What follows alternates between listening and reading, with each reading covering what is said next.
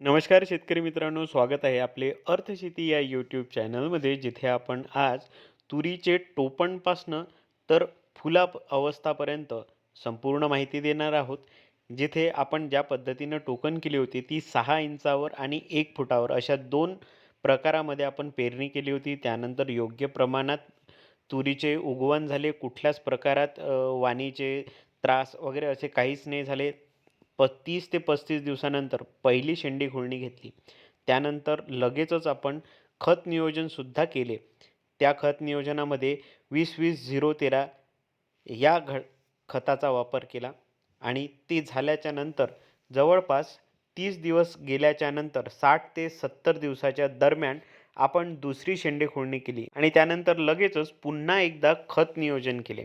त्यामध्ये 10-26-26 हे खत वापरले. सोयाबीन काढल्याच्या नंतर आपण तुरीमधील जो भाग होता 8.5 फुटाचं जे अंतर होतं ते गवताने आच्छादित झालेलं होतं. त्याला आपण रोटावेटरच्या साहाय्याने साफ करून घेतले. आता त्यामुळे काय झाले, की हे जे गवत होते त्याचे हिरवळीचे खताप्रमाणे त्याच्यात इफेक्ट येऊ लागले. जमीनसुद्धा ओली होती आणि जे गवत होते ते सुद्धा हिरवे होते. त्यामुळे लगेचच कुजणे आणि त्याचा आपल्या तुरीला फायदा होणे मोठ्या प्रमाणात झाला.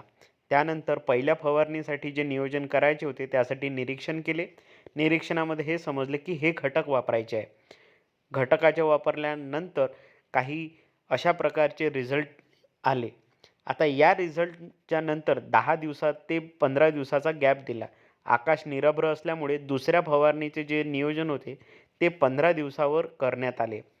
दुसऱ्या फवारणीमध्ये आपण कोणते घटक वापरावे हे आपल्या निरीक्षणावरच अवलंबून राहते. या निरीक्षणामध्ये हे लक्षात आले, की आपल्या इथे फुलांची संख्या वाढणार आहे आणि आलेले फूल हे मोठ्या प्रमाणात आपल्याला सेट करायचे आहे, गळू द्यायचे नाही आहे. अशा पद्धतीने आपण दुसऱ्या फवारणीचे नियोजन केले.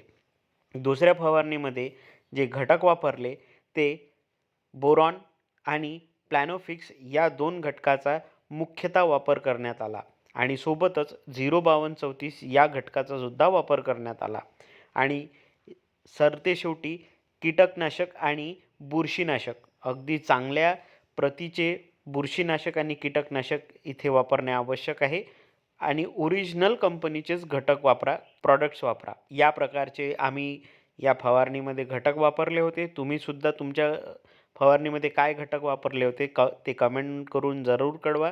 अशा पद्धतीचा आपला हा तुरीचा प्लॉट आहे, जे दुसरी फवारणी झाल्याच्या नंतर अवेलेबल होता. तर भेटूया आपल्या अर्थशेती यूट्यूब चॅनलवर. तोवर धन्यवाद.